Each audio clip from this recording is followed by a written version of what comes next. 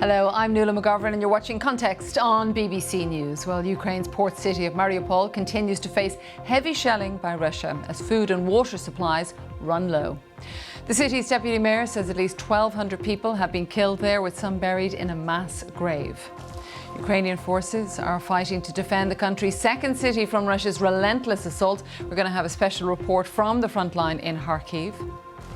And if these tactics are unfamiliar to you, then you haven't been paying attention, because this is the Russian attack playbook, perfected in over 10 years of war in Syria.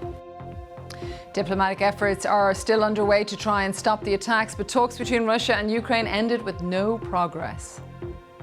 And tonight, with the context, Andrea Kendall-Taylor, former senior US intelligence official on Russia, and also Paul Waugh, chief political commentator at the I newspaper in the UK.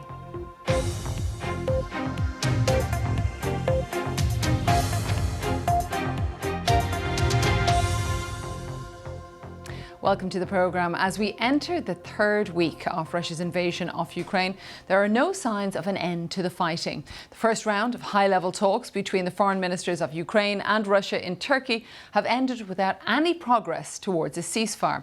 Now, there's been more shelling off the besieged southern city of Mariupol. Yesterday, 3 people were killed when a maternity hospital was bombed, one of them a child.